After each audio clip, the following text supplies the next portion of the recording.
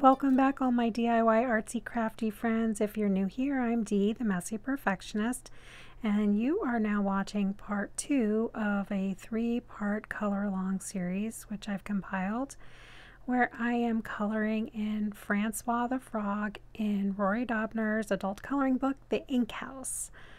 If you missed part 1 of the video, I'll go ahead and throw a card up now and you can watch that first to see how I completed Mr. Francois himself and the little teacup and saucer he is sitting upon.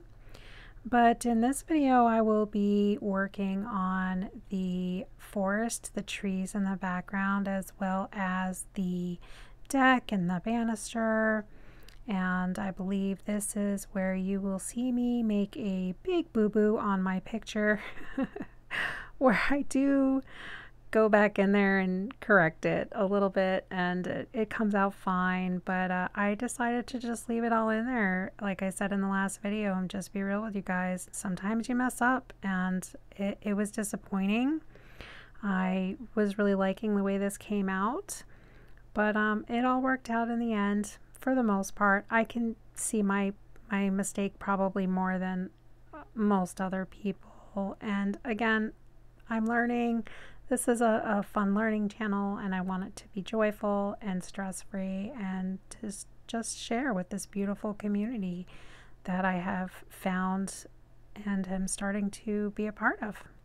So with that, I hope you guys really enjoy this. Thanks again for watching, and yeah, I will just kind of walk you along periodically in what I'm doing here.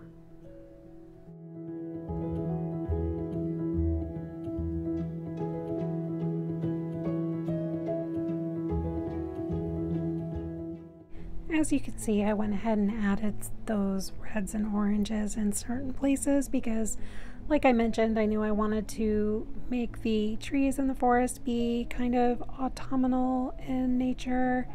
So I just kind of put some in random spots and then take the green in, and I just go really slow with this and do a lot of different layers as we're moving through it.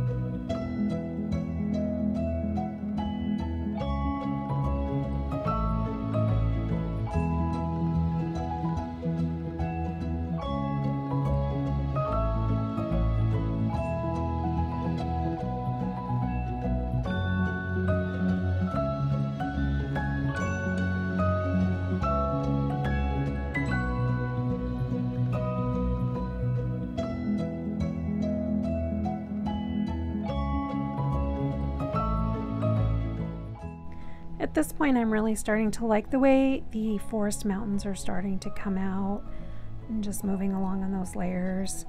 And I begin to add a little bit more yellow, kind of blending it a little bit better.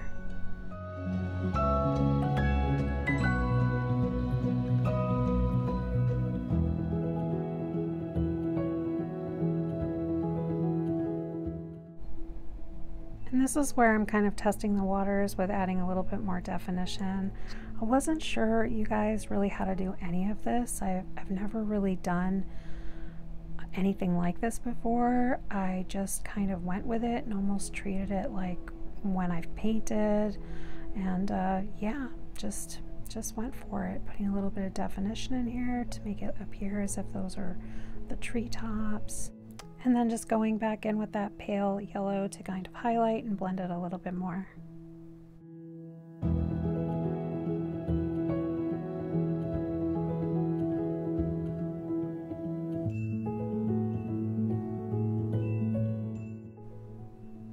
And here it is finished at this point as far as the trees go, and I liked it. I liked it the way that it came out, and so I started working on the little radio, and I wasn't sure what to do with this. I wasn't sure if I should just leave it kind of as is and just go in with the gray and kind of that very pale blue gray.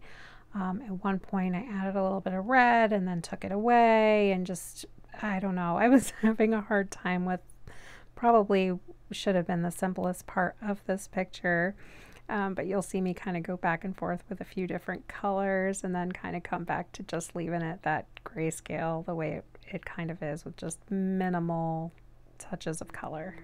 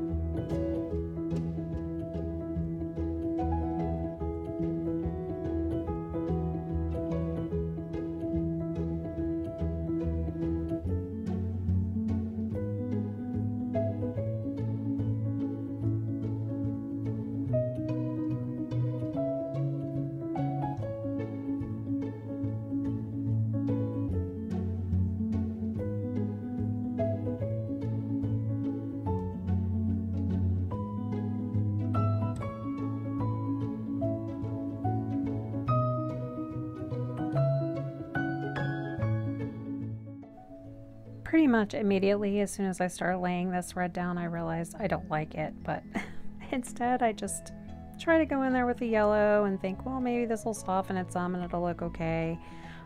But in the end, I really did not like it at all. I felt like it took away from Francois, and I didn't like it, so I'm going in with my eraser now and removing as much of the color as I could.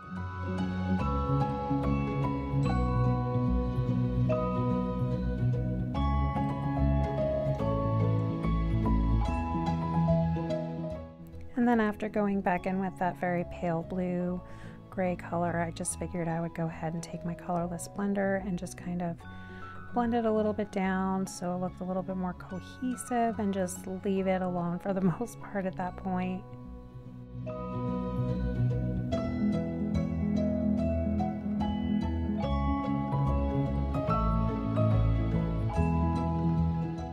I'm starting to work on the deck and the banister now, creating kind of the dark outline around it.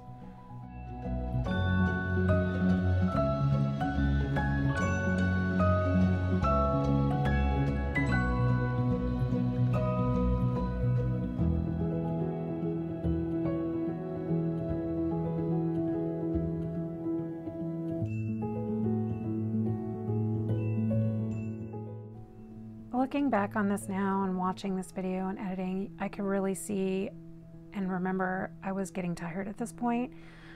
I do a lot of my coloring in the evening or once the kiddo's in bed, and I was rushing. I was rushing through this part a little bit. I started almost creating the outline of the shadow on the wrong side, not realizing like, no, that's not the right way. And I'm kind of testing it here. Oh, is it this way?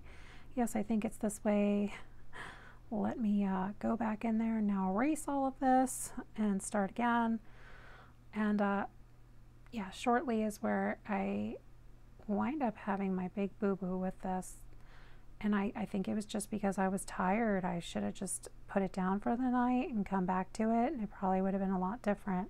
And I try to keep that as something in mind, like especially when I was sewing. Don't sew when you're tired. Just don't do it.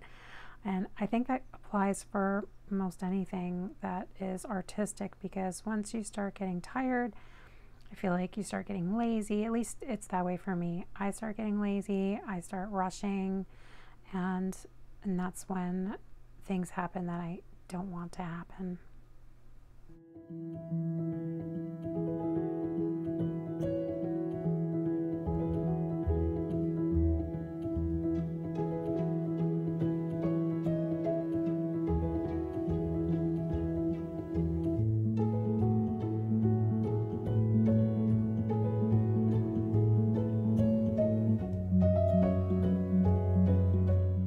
This is where I'm creating the shadow of the teacup and Francois on the teacup. I imagine him facing towards the sun or that light source, and you know, the lightest part to be on his bright little belly.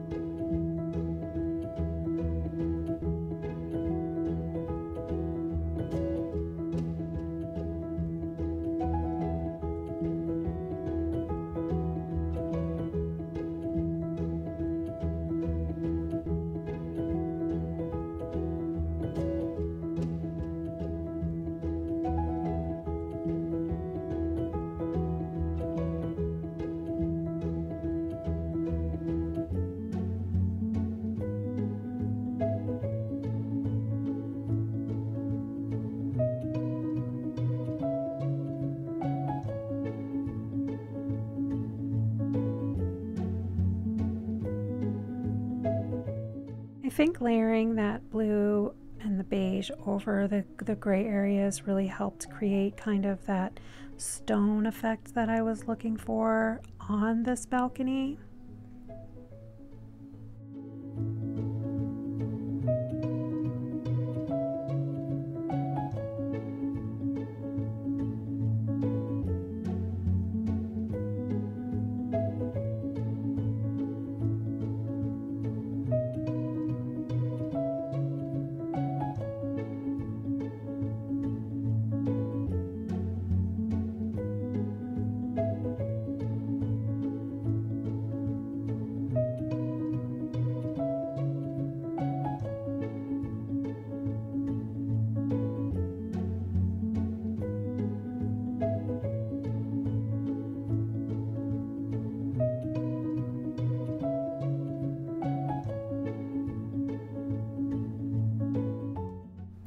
I'm realizing as I'm laying down this white that I really didn't need it, and it muted it a little bit too much, taking away from kind of the yellowish tones that I wanted in there.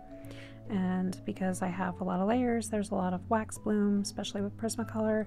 So I'm just generally, you'll see me do this a couple of times, I take in a clean paper towel and just kind of wipe it away, and that will help kind of blend it down a little bit and remove any debris.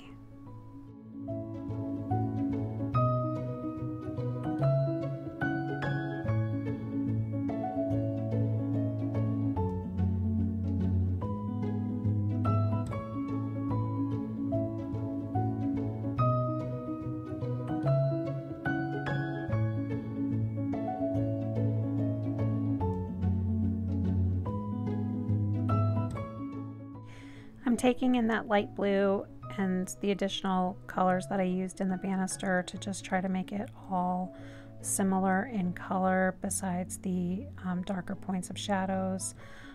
And as I said earlier, I was rushing a little bit at this point because I was getting tired instead of just setting it aside. But I just kept going through because I thought, well, when I go to burnish and when I go to pull my mineral spirits in, it'll help, it'll blend it all together, it'll be fine.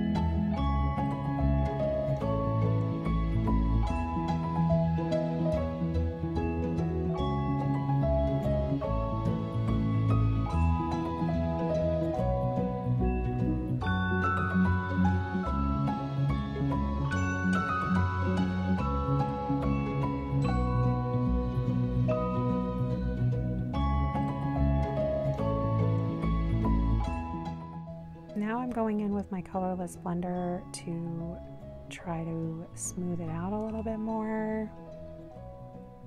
And this does help some. You can kind of see it blended there. But it did not do what I had hoped it would do, taking it over kind of the streaky areas, which could have been avoided had I just taken a little bit more time. Take your time, crafters. Take your time.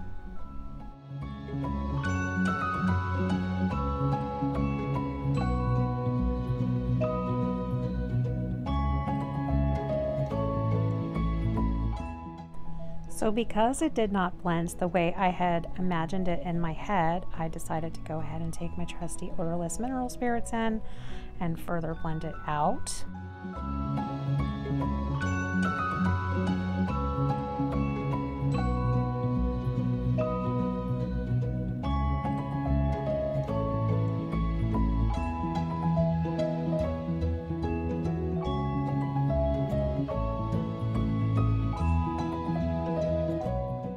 Mineral spirits are great. Like if you've never used this for blending pencil, it's fun. It feels like painting. It can really help blend your pencils out, and it's a little weird using it first because it's wet. I always put a piece of paper underneath. It will look wet on your other side of your page, not of course where you're applying your mineral spirits, but once you let it dry, it's fine.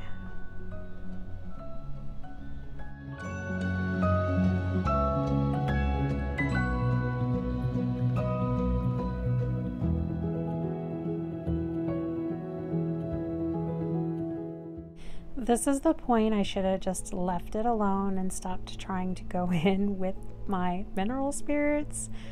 I was just not happy with the amount of streaks that there were, and I don't know, I kept going in and going in, and that was the wrong decision, as you will see. And here I go running this paper towel, which has mineral spirits, right across my forest and my banister, removing a ton of color.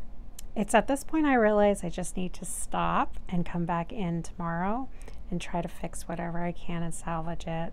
So if you want to see how this came out, please make sure you hit that subscribe button and the notification bell to watch the last part of this video and see how it all turned out. Thanks for watching. Bye.